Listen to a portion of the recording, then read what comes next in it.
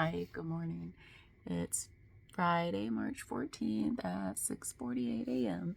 And this is a reflection on lesson 72 of A Course in Miracles. It says, holding grievances is an attack on God's plan for salvation. Holding grievances is an attack on God's plan for salvation. So holding grievances is like that. It's like judgment. You're being critical of someone else for some reason, or against yourself. You might hold grievances against self. And it's an attack on God's plan for salvation. So yesterday, it was so weird. Yesterday, on the prior lessons reflection, I was like, what is salvation? Because it used that word. And I'm like, oh, church stuff, religious stuff. Like I'd always had this blocker or resistance against it because people up to that point were reading the Bible, in my experience from youth, very literally. Like, and I never aligned with that. I'm like, this doesn't make sense. Like, how can you tell me these, like, how can you read the Bible that says one thing and then act a different way? And so, or say something else out of your mouth when you're outside of the sanctuary of the, message. And so that's where my resistance to anything now from the Bible comes from. And so this Course in Miracles has really opened me up to, well, it even says it right in the introduction, like this is the word as intended, not how we as man interpreted it and did all that we did with it. So won't go into all that because honestly, I don't know much about it.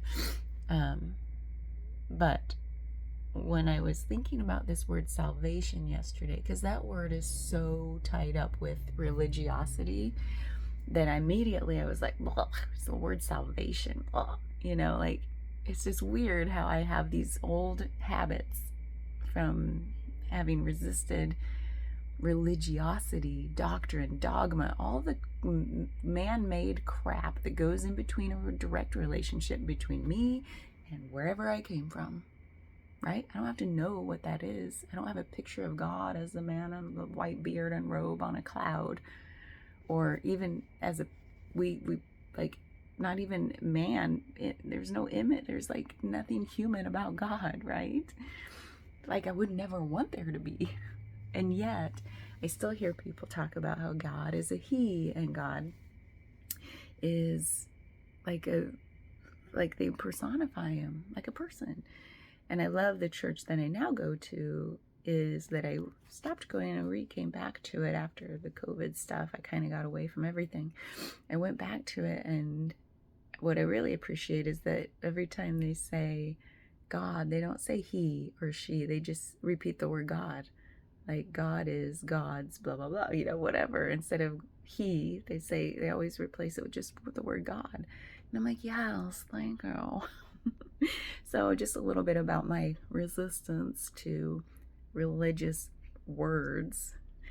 Salvation was one of those, the big word. I was like, what does that mean? And even before this lesson, yesterday I was like, I take it, whatever I said in that video, it was like peace of mind, complete, just in a state of acceptance, allowing the isness of all things, like freedom, real like freedom from all of this. Peace, a true embodied feeling of peace is what I came to. What's weird, so really I don't even need to make this video, because what this video says is, holding grievances is an attack on God's plan for salvation. So let me just get through this piece first and I'll tell you what. So the ego's fundamental wish is to replace God. In fact, the ego is the physical embodiment of that wish. For it is that wish that seems to surround the mind with a body, keeping it separate and alone and unable to reach other minds except through the body that was made to imprison it. There's a whole lot there that I don't want to unpack right now, but it's really cool. So what's neat is then it goes to the very bottom and says the whole point of this lesson is to ask God, what is salvation? Like, go inward and just ask the question, what is salvation? Because the whole answer to all of this lesson about feeling like the mind is what keeps us separate. The ego is what keeps us separate. And it's really a go inward for this answer. Just ask God, what is salvation? And wait for an answer to come. Well, yesterday I did that. I was supposed to wait to today, apparently. So it's like, I just love that. I was like a day ahead. So I asked again today just in case it changed. And really, that's the same thing I came to. And it might change again. Who knows in the future. But sorry, hot flash. Right now, it is salvation is, it comes from inside. I already knew that. I already believe it. Like it's this deep peace that every day I try to get a little closer to, let that ego just dissolve this, just let it go through awareness. I recognize when the ego is doing ego things now. I'm like, oh, I see what you're doing. Oh, I see what you're doing, So it's becoming easier to just, the awareness creates space to be like, to not react or keep acting on the ego's impulses. So I'm like, I have a thought and I'm like, I see what you did there. We're not going there. So I love that, being in that place where my ego's still there. I'm recognizing its mechanism, like its mechanism of action. Like it's like more and more every day the last year, just like, I see you. Yeah, sometimes I still go along on that ride to a point. But now more and more I just don't go along on the ride. It's just like, I see you. And then I reflect back and I'm like, oh yeah, some of the things I surrendered even just a month ago, I'm like, oh, they're gone. And then I'm like, don't think about it. Because it'll come back.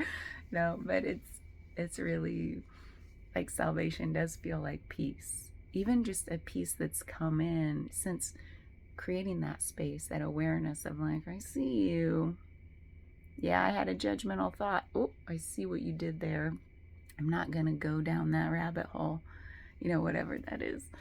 So anyway, that's where this lesson landed for me is, yeah, ask that question. What is, especially, like I had such a deep-seated, old, ingrained resistance to the word salvation because it was wrapped up in the religiosity of my history with religion and church, and not the great kind of teachings, the kind that really bastardized the whole Bible, like exclusion, separation.